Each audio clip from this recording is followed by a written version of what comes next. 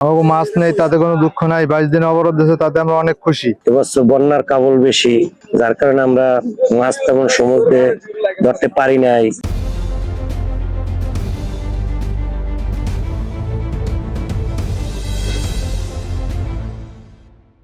কাটবে সরকার, অন্যান্য বছরের চাইতে এবছর অবরোধ আগাই দিয়েছে। এবছর বন্যার কাবল বেশি, যার কারণে আমরা মাছ তেমন সমুদ্রে ধরতে পারি নাই।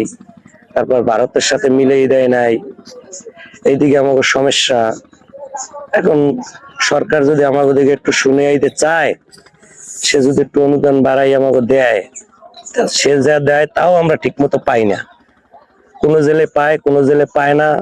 যারা পায় তাদের গুণ্য সরকার যা দেয় তাতে গুণ্য আমরা অবরোধ দিছে, আমাকে অভিযোগ দিছে। আমরা এখন মনে করেন এই জালপালা গুছগাছ করিয়া তারপর কোম্পানি আমাদেরকে বিদে দেবে, মহাজন আমাদেরকে বিদে দেবে। জিজ্ঞেস করে যে থাকবে থাকবে, যে না থাকবে সে আর যাবে। কিন্তু যেহেতু আমাকে চলতে অনেক কষ্ট হবে বা ভালো হবে, সুখ দুঃখ নিয়ে মানুষ চলতে হবে একদিন। কিন্তু আসলে এই যেরকম ধরেন চাল দিছে সবাই কি দিয়েছে, কিন্তু আমরা কিছু মানুষ পাইছি কিছু মানুষ পাই নাই। আমাদের চলতে একটু কষ্ট হবে আর কি। আর আমরা চাল দেয়, আমরা গেলি বলে আমাকে তোমরা যাইলে না, তোমরা কি যাইলে, যারা মোটরসাইকেল চালায় তারা 2 বস্তা 3 বস্তা চাল নিয়ে যায়। আমরা পাবো কেন? আমরা তো সাগর থেকে আমাদের নাম। পদ্মা সেতু, মেট্রো রেল এবং এলিভেটেড এক্সপ্রেসওয়ে নির্মাণের গর্বিত অংশীদার বসুন্ধরা সিমেন্ট। এখন সময়টা কিভাবে কাটবে, এখন তো অবরোধ দিয়েছে। আমরা এবছর তেমন একটা কামাই বাধা পাইনি, এক।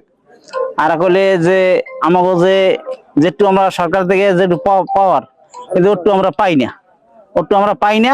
কিন্তু যেখানে 20 কেজি হয় সেখানে আমরা 10 কেজি পাই। কিন্তু আমরা ওখানে গেলে আমরা বলি কি যে না, আমরা কোনো জানলে না। আর যারা হুন্ডা চালায়, চালায়, বাড়িতে থাকে, কিন্তু হেরা শুধু ভালো চাউল ডাল সব পায়, হেরা সব দিক দিয়ে সুবিধা পায়।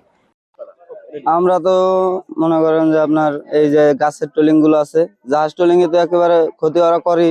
তারপরে এই যে গাছের ট্রলিং গুলো আছে, গাছের ট্রলিং এ আপনার যেমন পোনা হইতে কোনে ওরা তো আর ভাষা জাল টানতে পারে না। পোনা হইতে কোনে সব মাছ মারিয়ে লায়, যেমন অন্য যে কোনো মাছ সাগরে সবই তারা মারিয়ে ধ্বংস করে লাইতেছে।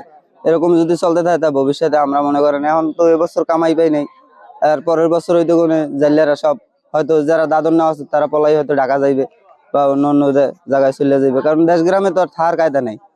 যেমন এই দেনা বেনা কি দিয়ে দিবে, এছাড়া আমরা তো ধরি মাছ, মাছ ছাড়া তো আর আমাদের কোনো কামাই নেই।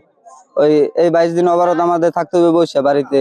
কোনো কেউ কাজ কাম পাইলে পাইবে, না পাইলে তো বসে বসে দিন কাটাইতে হইবে। পরে অভিযান শেষ হইলে আবার অন্য কাজের চিন্তা করতে হইবে মাছের। যেমন মাছ না পাইলে তো আবার এই ট্রলিং এর জন্য মনে করেন আমাকে ক্ষতি হইতে আছে। আমাকে মাছ নেই তাতে কোনো দুঃখ নাই, 22 দিন অবরোধ দিয়েছে তাতে আমরা অনেক খুশি। কিন্তু বাংলাদেশ সরকার যা আমাকে দিতে আছে আমরা তা পাইতেছি না। বা হুন্ডাওয়ালা, অটোওয়ালা, রিক্সাওয়ালা হেরা মেম্বার চেয়ারম্যানের লাগে যারা থাকে তারাই পায়। আমরা কোনো জাইলিয়া না এবিল কোনো, আমরা যে জাইলিয়া এবিল কোনো প্রতিবাদ আমাকে মেম্বার চেয়ারম্যান এটা আমাকে ধারণা করেই না।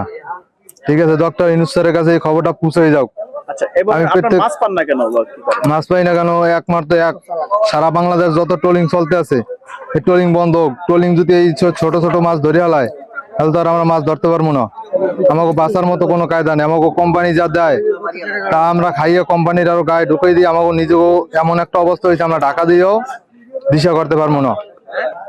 আমাকে কোম্পানি যদি জাল দেয় 1000 ফুট, আমাকে ট্রলিং এ কাটিয়ে ছিটিয়ে সব তছনছ করে হালে। আমার 100 ফুটের জালের দাম হয়েছে 2 লাখ টাকা।